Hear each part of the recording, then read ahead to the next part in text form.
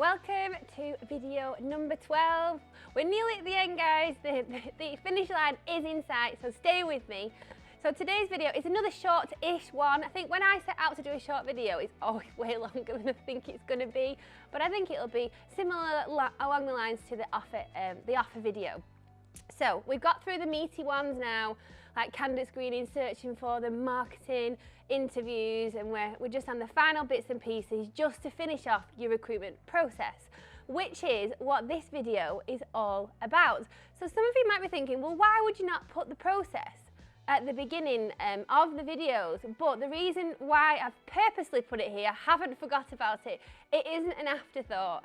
The reason why I put it here is because I wanted to walk you through our recruitment process first, so you can see all the steps and kind of live it with me, and then kind of talk to you about the process, because there will be standard things in any recruitment process that everybody will do, but as businesses you know, are unique, and they need different things, and they do things in certain ways. They want to display their culture in certain ways.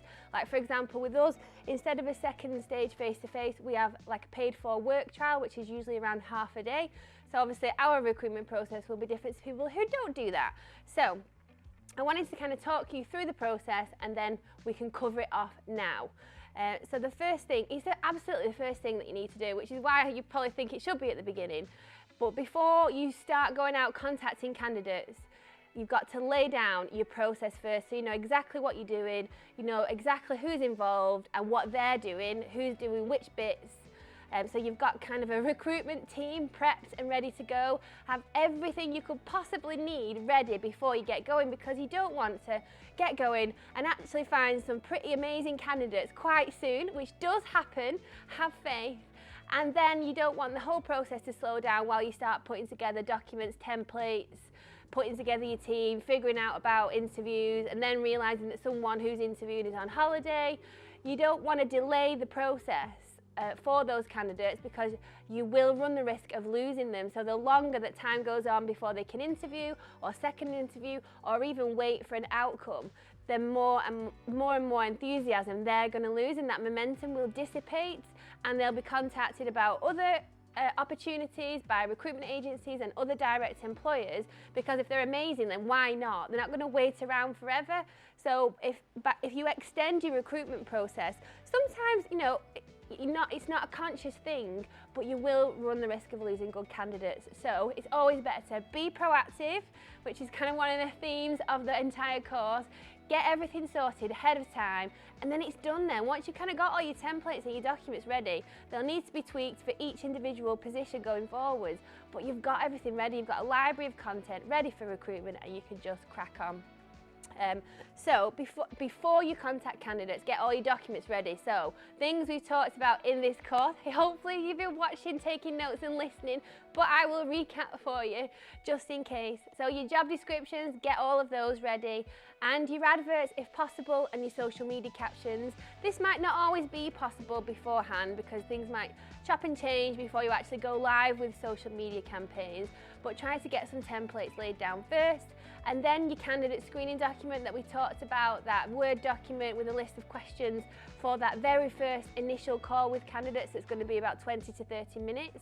Then your interview document with your interview questions, so figure out how that's going to structure, what kind of things you're going to talk about in what order, and then put them in that order on the interview document, and then think about what kinds of questions you're going to ask. Open, closed, competency-based, which you know I don't like, but some people do, so I won't judge you if you put those in your interview process. But yeah, think about what you want to get out of the interviews. What are you looking to achieve from each candidate, so you know, A, can they do the job, B, will they fit in the team, and C, will they stay with your business? And then a recruitment template, I suppose, is just kind of an overarching view of how you think it's going to run, making sure that you've got your recruitment team in place, or who's going to be involved in the process, who's going to be involved in your interviews. Is it going to be different people on your telephone interview at your first stage and your second and final stage, or is the same people going to be involved? It's really good to think about this ahead of time, and it's also good to have like a bench of interviewers, because People might be off sick, they might be on mat leave, they might be on holiday, so it's always good to have more than you need so you can swap and change out, a little bit like a football team, I imagine. Not that I know very much about football. And then what else do we need? Just checking my notes for you. So having your offer letters and your contracts ready. There's nothing more disappointing and frustrating for us as a recruitment partner when you've been through the entire process and it's been amazing, you've worked your butts off, and you've got a candidate, and then everything slows down and they don't get their documentation for weeks and weeks because they start to think that the company's not organised, they're not ready, they're not bothered, they don't care, and that's when they're vulnerable to other opportunities coming their way, and they may withdraw from your process. So get everything ready. So, and then you only need to put in their address, the name, the job title, the salary, any particular, if it's part-time hours. You only need to make a few tweaks and then you can get them out the door. And then in email templates as well. So you're going to be, you might post your contract, but you should email it as well as soon as possible so they get it quicker and then they can get the hard copies later on. But you need your email template, so when you're organising your candidate screening call, or when you're organising your interview, or when you follow up in writing and send the details of the offers, it's really good to have templates ready because it just saves you time, it applies consistency, and anybody can do it. Which is why it's important to have a process, because it means if you're leading the recruitment campaigns, but you're off for whatever reason and you still need to recruit, you've got a process and a manual of how to do recruitment for your business, or these videos, then it's easy for someone else to pick up and nothing slows down and nothing will impact the business. Also check holidays, I touched on that before, so make sure before you start your recruitment campaign who's involved, who's on holiday. Is that going to impact the campaign? Will it extend it unnecessarily? And can something be done ahead of time to stop that extending the recruitment campaign and making it longer for the candidates? And I suppose just to finish off, just having in mind, make it slick, make it quick, and make it impressive. It doesn't need to be difficult, but it does need to be impactful.